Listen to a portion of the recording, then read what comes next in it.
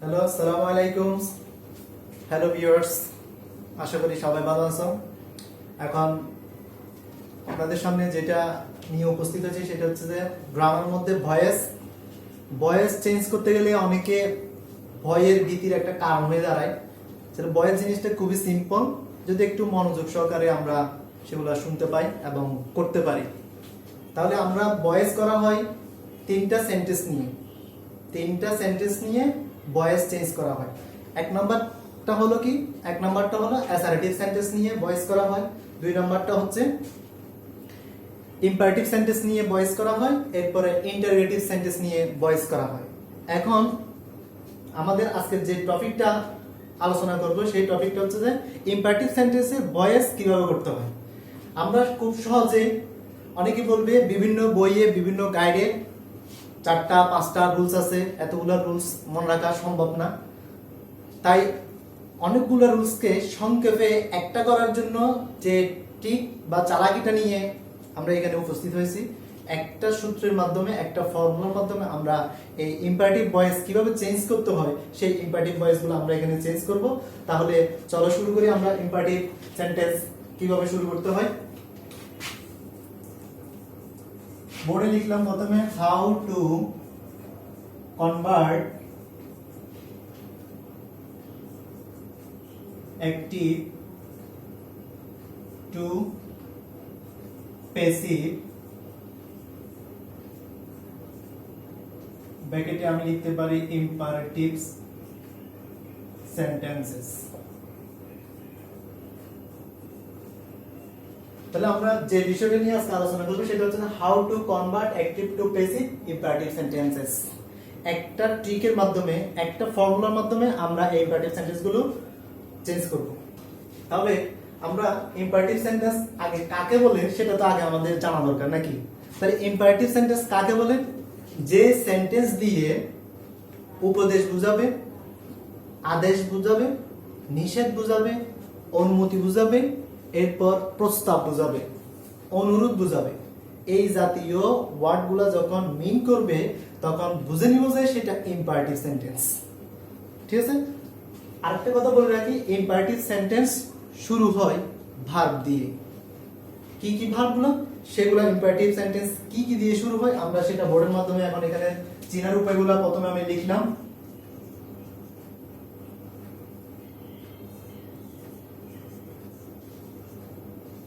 চেনার উপায়। তাহলে ইম্পারেটিভ সেন্টেন্স শুরু হয় ভার্ব 1 নাম্বার দিয়ে, যেটাকে বলা হয় প্রেজেন্ট ফর্ম এর ভার্ব। তারপরে বি দিয়ে শুরু হইতে পারে, নেভার দিয়ে শুরু হইতে পারে, কাইন্ডলি দিয়ে শুরু হইতে পারে, প্লিজ দিয়ে শুরু হইতে পারে, ডোন্ট দিয়ে শুরু হইতে পারে, লেট দিয়ে শুরু হইতে পারে। তাহলে এই ওয়ার্ডগুলো দিয়ে ইম্পারেটিভ সেন্টেন্স শুরু হয়। এই ওয়ার্ডগুলো দেখলেই আমরা বুঝবো এটা ইম্পারেটিভ সেন্টেন্স। ওকে। তাহলে এখন আমরা কিভাবে ইম্পারেটিভ সেন্টেন্সগুলো অ্যাক্টিভ থেকে প্যাসিভ করতে হয় সেটা কিছু एग्जांपल আমরা এখানে লিখে দেখাবো। সেই एग्जांपलটা আমরা দেখাচ্ছি। শুরুতে একটা কথা বলে রাখি, ইম্পারেটিভ সেন্টেন্স অ্যাক্টিভ থেকে প্যাসিভ করতে হলে অবশ্যই শুরুতে লেট কথাটা নিয়ে আসতে হবে। লেট ছাড়া ইম্পারেটিভ সেন্টেন্স অ্যাক্টিভ থেকে প্যাসিভ করা হয় না। তাই শুরুতে কি নিয়ে আসবো? লেট নিয়ে আসবো, এটা আমরা মনে রাখবো। তাহলে আমরা এখানে শুরু করতে পারি। আগে ফর্মুলাটা আমরা শিখে নেওয়াটা খুবই দরকার। ফর্মুলা পারলে আমরা ইম্পারেটিভ সেন্টেন্স সবগুলো সেন্টেন্স কিভাবে চেঞ্জ করতে হয় সেগুলো জানা যাবে। তাহলে আমরা প্রথমে ফর্মুলাটা লিখতে পারি এখানে।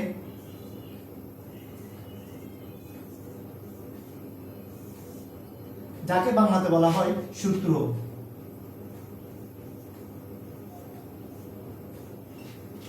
তাহলে ফর্মুলাটা কি? প্রথমে শুরুতে আমি বলছিলাম লেট, তারপরে হচ্ছে অবজেক্ট,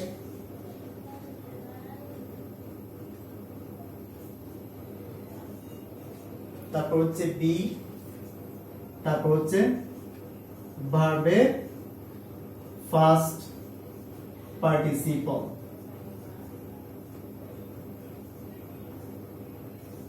যাকে সংক্ষেপে আমরা ভার্ব 3 নাম্বার হিসেবে কাউন্ট করতে পারি। তাহলে এটা হচ্ছে যে ইম্পারেটিভ সেন্টেন্সের ফর্মুলা। এই একটা ফর্মুলা দিয়ে আমরা অ্যাক্টিভ থেকে প্যাসিভ চেঞ্জ করে ফেলবো ইনশাআল্লাহ।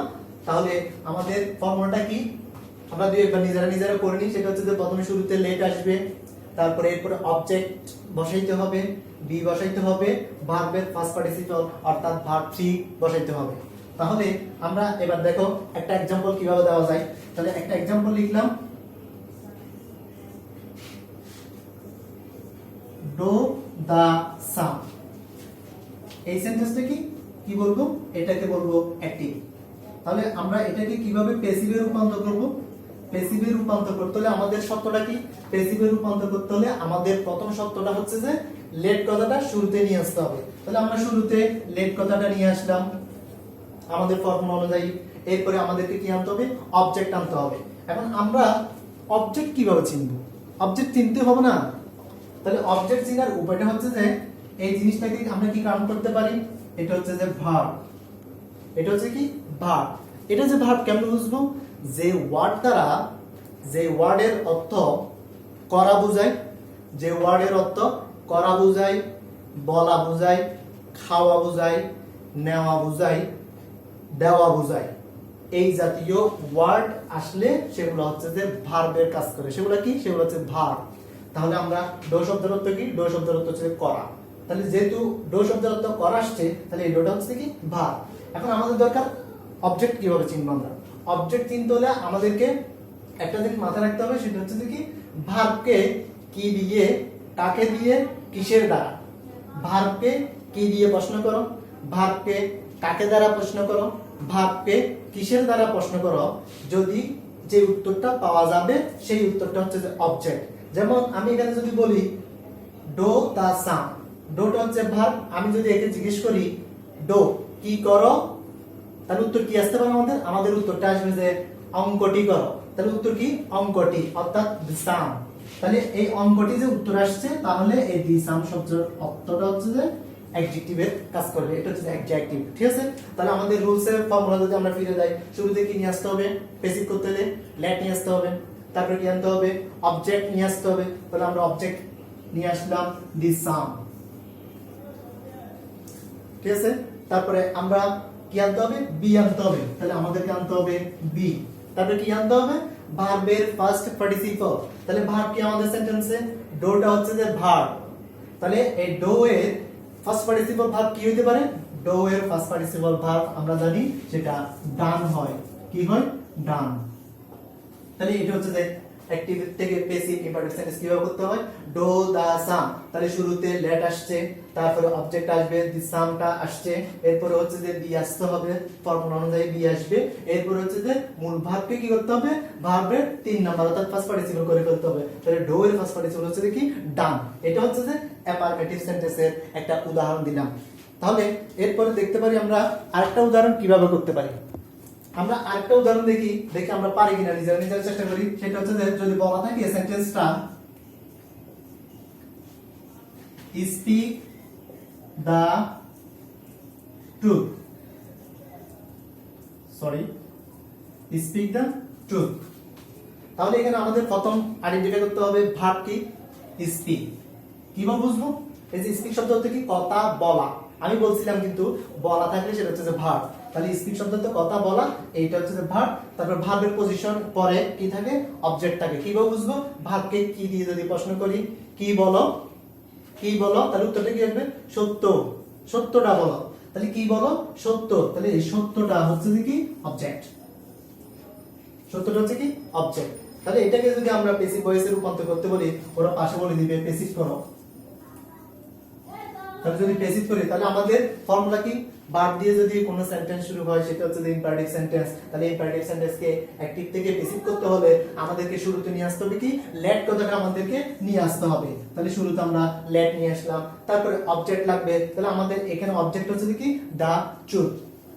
তাহলে আমরা অবজেক্ট হিসেবে দা ট্রুথ কথাটা এখানে লিখলাম। এরপর আমাদের কি করতে হবে? বি কথাটা আনতে হবে। তাহলে আমরা বি কথাটা এখানে নিয়ে আসলাম। তবে কি করতে হবে? আমাদেরকে ভার্বের ফার্স্ট পার্টিসিপল করতে হবে। তাহলে স্পিকের ফার্স্ট পার্টিসিপল কি হতে পারে? স্পিকের ফার্স্ট পার্টিসিপল হচ্ছে যে স্পোকেন। স্পিডের পাস্ট পার্টিসিপল কি স্পোকেন। ক্লিয়ার বন্ধুরা? এতক্ষণ আমরা করছি অ্যাফার্মেটিভ সেন্টেন্সের সেন্টেন্সগুলো দিয়ে, এবার আমরা করব নেগেটিভ সেন্টেন্স দিয়ে কিভাবে অ্যাক্টিভ থেকে প্যাসিভ করা হয়। তাহলে নেগেটিভ সেন্টেন্স যদি এভাবে একটা সেন্টেন্স আমি এখানে শো করি, তাহলে সেটা বলতে পারি কি don't make a noise. Don't make a noise. তাহলে আমাদেরকে প্রথমে কি বার করতে হবে? আমাদেরকে প্রথম বার করতে হবে ভার্ব কোনটা। তাহলে দেখো এখানে এটাও ভার্ব হিসেবে আমরা দেখতেছি, এখানে এই সেন্টেন্সের মধ্যে মেক কতটাও ভার্ব হিসেবে দেখতেছি। কি বলবো? ডো তো করা, করা থাকলে ভার্ব, মেক শব্দ তো তৈরি করা, এটাও কিন্তু করা, তাহলে এটাও কি ভার্ব। তাহলে এখানে আমাদের ভার্ব দুইটা, এটা হচ্ছে যে মূল ভার্ব, এটা হচ্ছে যে অক্সিলিয়ারি ভার্ব। তাহলে আমাদের মূল কাজ করতে হবে কি দিয়ে? মূল ভার্ব দিয়ে। তাহলে আমরা এটাকে অক্সিলিয়ারি দিয়ে কাজ করব, আমরা করব কি মূল ভার্ব দিয়ে কাজ করব। তাহলে এটা যেহেতু ভার্ব, তাহলে এটা কি এই পজিশনে যেটা থাকে সেটা হচ্ছে কি অবজেক্ট। কিভাবে বুঝবো? তৈরি করো, কি তৈরি করো, আর এখানে নট দিছে, তার মানে কি তৈরি করো না, গন্ডগোল তৈরি করো না, গোলমাল করো না, বিশৃঙ্খলা করো না। তাহলে যেটাকে উত্তর পাওয়া যায় সেটা হচ্ছে যে অবজেক্ট। ওকে, এরপরে তাহলে আমরা প্যাসিভ কিভাবে করব? প্যাসিভ আমি বলতে পারবো ভাইয়া আমরা তো রুল 60 লেট দিয়ে অ্যাফার্মেটিভে, তাহলে কি আমরা এই নেগেটিভ সেন্টেন্সে কিভাবে করতে পারবো? অবভিয়াসলি এটা এইভাবে করতে পারবা। কিভাবে? তাহলে আমাদের মূল টার্গেটটা কি? আমাদেরকে শুরুতে লেট নিয়ে আসতে হবে, লেট নিয়ে আসলাম, তারপর এখানে সেন্টেন্সের মধ্যে নট কথাটা আছে, দেখো এখানে শুরুতে কি আছে? নট আছে, তাহলে আমরা এখানে নট কথাটা বসাই দিব। নট আগের সেন্টেন্সে নট ছিল না, আমরাও বসাই নাই, এখন নট আছে আমরা নট বসাই দিব, সিম্পল। তারপর হচ্ছে কি আমাদের নিয়মে চলে যাবো আবার, তাহলে অবজেক্ট নিয়ে আসতে হবে, এন্ড নয়েস আমরা অবজেক্ট কথাটা নিয়ে আসলাম, তারপরে বি নিয়ে আসবো, তারপরে মূল ভার্বের ফার্স্ট পার্টিসিপল, মেক এর ফার্স্ট পার্টিসিপল হচ্ছে কি মেড। ক্লিয়ার? Negative sentence. এভাবে আমরা আরেকটা নেগেটিভ সেন্টেন্সের উদাহরণ দেখতে পারি, সেটা হলো কি ডোন্ট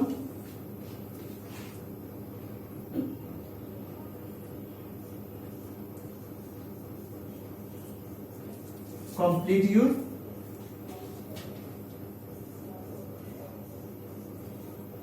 lessons। যদি আমরা একটা উদাহরণ দেখি, তোমার পাঠটা সমাপ্ত করো না, ডোন্ট কমপ্লিট ইউর লেসনস। তাহলে আমাদের শুরুটা তো অক্সিলিয়ারি ভার্ব, এটা আমরা দেখব না, আমরা দেখব মূল ভার্বটা কোথায় আছে। তাহলে এটা হচ্ছে যে মূল ভার্ব কমপ্লিট। কিভাবে? সম্পূর্ণ করা, কমপ্লিট শব্দ থেকে সম্পূর্ণ করা, তাহলে করা থাকবে সেটা হচ্ছে কি মূল ভার্ব। তারপর হচ্ছে যে এটা পুরোটা হচ্ছে কি অবজেক্ট। কিভাবে বুঝবো এটা অবজেক্ট? সেটা হচ্ছে যে তুমি যদি একে প্রশ্ন করো কি সম্পূর্ণ করো না, তোমার পড়া, আনসারটা কি আসছে? তোমার পড়া, যেই উত্তরটা আসবে সেটা হচ্ছে অবজেক্ট। ক্লিয়ার? তাহলে আমরা নেগেটিভ সেন্টেন্সগুলোকে প্যাসিভ করতে হলে শুরুতে আমরা জানি লেট নিয়ে আসতে হবে, সেন্টেন্সের মধ্যে যদি নট থাকে আমরা এখানে নটটা বসাই দিব, তারপরে অবজেক্টটা নিয়ে আসব ইউর লেসন, ইউর লেসনস। এরপর হচ্ছে কি বি কথাটা আমাদের আনতে হবে, বি কথাটা নিয়ে আসলাম, এরপরে মূল ভার্ব যেটা আছে সেটাকে পাস্ট পার্টিসিপল করে ফেলতে হবে। তাহলে এখানে কমপ্লিট লেখা আছে, আমরা করে দিব completed. Are you clear? Okay, এবার দেখো আমরা এবার লেট দিয়ে একটা সেন্টেন্স দেখবো। লেট দিয়ে কি রকম সেন্টেন্স আসতে পারে? প্রশ্ন দিতে পারে let me have a cup of tea. Okay, এটাকে আমরা প্যাসিভ করতে হবে। তাহলে ভাইয়া আপনি বলছেন ভার্ব দিয়ে শুরু হবে, অবশ্যই ভার্ব দিয়ে শুরু হবে। লেট শব্দটা একটা ভার্ব, ঠিক আছে? হ্যাভ শব্দটাও কি ভার্ব, আমরা এটা জানি, হ্যাভ শব্দটা ভার্ব। তাহলে এখানে এটাও ভার্ব, এটাও ভার্ব। ওকে, তাহলে আমার দরকার মূল ভার্ব। ইম্পারেটিভ সেন্টেন্স করতে হলে মূল ভার্বকে খুঁজে বার করতে হবে। তাহলে আমাদের হ্যাভটা হচ্ছে যে মূল ভার্ব, তাহলে ভার্বের পরে যেটা আছে সেটা কি অবজেক্ট। কিভাবে? হ্যাভ শব্দের অর্থে এখানে কি আছে দেখি বলতে পারবে না বন্ধুরা? আমরা জানি অবশ্যই হ্যাভ শব্দের অর্থ আমরা সবাই জানি আছে, কিন্তু এই সেন্টেন্সের মধ্যে হ্যাভ শব্দের অর্থ হচ্ছে কি পান করা বোঝাবে। কি করা? পান করা। কারণ এখানে লেখাও আছে এ কাপ অফ টি। টি হচ্ছে যে তরল জাতীয় পানি, তরল জাতীয় হলো হচ্ছে পানি জাতীয়, পানি জাতীয় জিনিসগুলা খাওয়া হয় না, পানি জাতীয় জিনিসগুলা পান করা হয়। সেই হিসেবে আমরা এক কাপ চা খাওয়ার কথা বলবো, খাওয়ার কথা বলবো না, পান করার কথা বলবো, ঠিক আছে? তাহলে এই হ্যাভ শব্দের হচ্ছে কি পান করা। তারপরে এটা হচ্ছে মূল ভার্ব, তাহলে আমরা দেখতে পারলাম, বুঝতে পারলাম এটা হচ্ছে কি অবজেক্ট। ওকে, তাহলে আমরা এবার প্যাসিভটা কিভাবে করব বলতে পারো, দেখো এখানে শুরু থেকে আনতে হবে আমাদেরকে লেট। প্রশ্নের মধ্যে লেট অলরেডি দেওয়া আছে, তাহলে আমাদের কষ্টটা একটু কমলো। তাহলে আমরা শুরুতে লেট কথাটা বসাই ফেলবো। ওকে, তারপরে এরপরে দেখো এখানে মি জিনিসটা হচ্ছে কি, এটা একটা অবজেক্ট। এখন দেখতে পারো এই সেন্টেন্সের মধ্যে কিন্তু অবজেক্ট দুইটা আসছে, একটা হচ্ছে যে মি, একটা হচ্ছে যে এ কাপ অফ টি। তাহলে এখন আমরা কোনটা নিয়ে আসবো? আমাদের রুলস এর মধ্যে হচ্ছে যে অবজেক্ট নিয়ে আসতে হবে। কোনটা নিয়ে আসবো?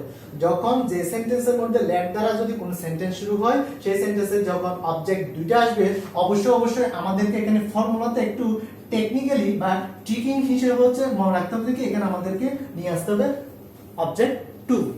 তাহলে আমাদের অবজেক্ট টু, এটাকে আমরা টু ধরতে পারি, এটাকে আমরা ওয়ান ধরতে পারি।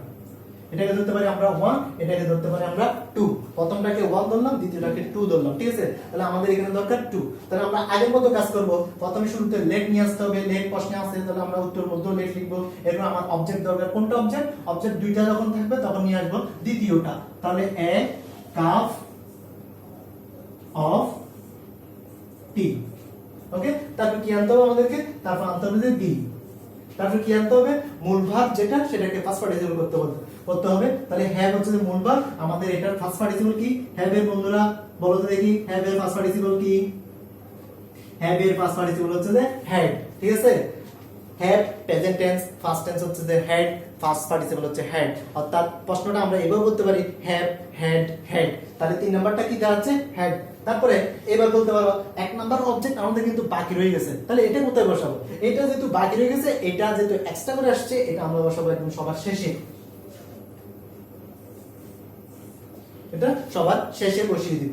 ওকে, তাহলে এটা হচ্ছে যে আমাদের ইম্পারেটিভ সেন্টেন্সের লেট দ্বারা আসলে কিভাবে আমরা সেন্টেন্সটা চেঞ্জ করব। আমরা আরেকটা উদাহরণ দেখতে পারি লেট দিয়ে। লেট আস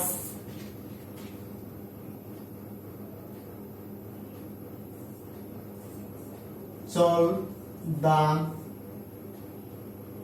work, এই কথাটা আমরা বলতে পারি। তাহলে এটাকে যদি আমরা প্যাসিভ করে, আমাদের নিয়ম কি? আমাদের প্রথম কাজ হচ্ছে যে আইডেন্টিফাই করতে হবে, এটা হচ্ছে যে অবজেক্ট নাম্বার 1, এটা হচ্ছে যে ভার্ব, এটা হচ্ছে যে অবজেক্ট নাম্বার 2। যখন আমাদের অবজেক্ট দুইটা থাকবে, তখন আমাদের শুরুতে কি আনতে হবে? লেট আছে, লেটটা নিয়ে আসতে হবে। তারপর আমাদের শুরুতে আনতে হবে অবজেক্ট নাম্বার 2টা, অর্থাৎ দা ওয়ার্ড। এরপরে বি আনতে হবে, এরপরে মূল ভার্বের ফার্স্ট পার্টিসিপল, সলভ এর ফার্স্ট পার্টিসিপল হচ্ছে যে সলভ, এরপরে হচ্ছে যে অবজেক্ট 1 নাম্বার বসাই দিব সরাসরি পিছনে। ওকে, এটা গেল আমাদের দ্বিতীয় একটা রুলস লেটার। এবার আরেকটা রুলস দেখো, যদি নেভার দিয়ে সেন্টেন্স থাকে, নেভার টেল এ লাই, তাহলে এটাকে কি করব? আমাদের নিয়ম অনুযায়ী আগে, তাহলে এটা হচ্ছে যে ভার্ব, টেল হচ্ছে কি বলা, তাহলে বলা, করা, যাওয়া, খাওয়া, দাওয়া, নেওয়া, এগুলো থাকলে কি? এগুলো হচ্ছে ভার্ব। এরপরে এটা প্রশ্ন, ভার্বকে যদি প্রশ্ন কি বলো? মিথ্যা বলো, উত্তরটা হচ্ছে মিথ্যা, তাহলে মিথ্যাটা হচ্ছে যে অবজেক্ট। ঠিক আছে? তাহলে আমাদের বেসিক করতে হলে শুরুতে কি আনতে হবে? লেট নিয়ে আসতে হবে। ঠিক আছে? দেখো নেভার দিয়ে কি বুঝাইছি? নেগেটিভ সেন্টেন্স বুঝাইছি। নেভার দিয়ে কি বোঝায়? নেগেটিভ সেন্টেন্স বোঝায়। তাহলে নেভার যেহেতু নেগেটিভ সেন্টেন্স বোঝায়, অবশ্যই আমাদেরকে এখানে নেভারের জন্য একটা কি আনতে হবে? নট আনতে হবে। তারপর আমাদের আগের রুলসে চলে যাব, অবজেক্ট নিয়ে আসতে হবে। এখন অবজেক্ট কি এখানে একটা আছে না দুইটা আছে? অবশ্যই একটা আছে। যখন একটা থাকবে একটা লিখবো, যখন দুইটা থাকবে 2 নাম্বারটা লিখবো। ওকে, তাহলে একটা আছে, আমরা একটাই লিখবো। তারপর হচ্ছে যে কি আনতে হবে? নেভারের একটা নিয়ম মনে রাখবা, সেটা খুব যুক্তিযুক্ত, মনে রাখাটা না লিখলেও কোনো সমস্যা নেই, তবে লেখাটা উন্নত মানের। সেটা হচ্ছে নেভার আছে, নেভারকে লাইন লেখার পর পর, অর্থাৎ সাবজেক্ট অবজেক্ট লেখার পর পর আমাদেরকে নেভারকে এইবার করে দিতে হবে। ঠিক আছে? এরপরে বিএ নিয়ে আসবো আমরা আগের নিয়মে। এরপরে ভার্বের ফার্স্ট পার্টিসিপল করে ফেলবো, টেলের ফার্স্ট পার্টিসিপল হচ্ছে যে টোল্ড। ঠিক আছে? তাহলে কি নেভার টেল এর লাইন আমাদের শুরুতে লেট নিয়ে আসতে হবে। এটা যেহেতু নেগেটিভ সেন্টেন্স, আমাদেরকে এখানে নট কথাটা ব্যবহার করতে হবে। তারপর আমাদের অবজেক্ট দরকার, অবজেক্ট কথাটা এখানে নিয়ে আসবো। তারপর আমাদের নেভার দিয়ে যেহেতু সেন্টেন্স শুরুতে, নেভারকে করে দিব কি এইবার, তাহলে এখানে এবার করে দিব। এরপর আগের নিয়মে বি নিয়ে আসবো, এরপর মূল ভার্বের ফার্স্ট পার্টিসিপল করে ফেলবো। ওকে, আর ইউ ক্লিয়ার? তাহলে যদি বুঝে থাকো, এবার আমি কয়েকটা তোমাদেরকে উদাহরণ দিচ্ছি, সেগুলো তোমরা অবশ্যই বাড়ির কাজগুলো নিজেরা বাসায় প্র্যাকটিস করবা। আশা করি ইম্পারেটিভ সেন্টেন্স একটা ফর্মুলা দিয়েই আমরা সব ধরনের ইম্পারেটিভস কমপ্লিট করতে পারবো। ওকে, তাহলে সেই বাড়ির কাজগুলো আমরা দিতে পারি কি? Solve eat, take, eat, home,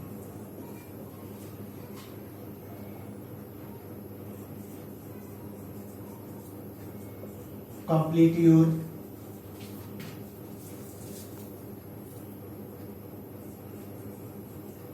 homework.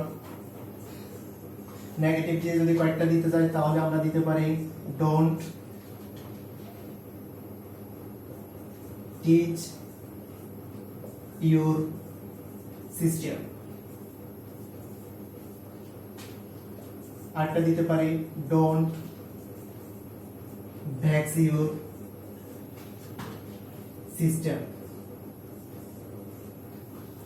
তারপর আমরা লেট দিয়ে একটা উদাহরণ দিতে পারি late me write a letter। আজকে আমরা লেটার আটটা দিতে পারি, সেটা হচ্ছে কি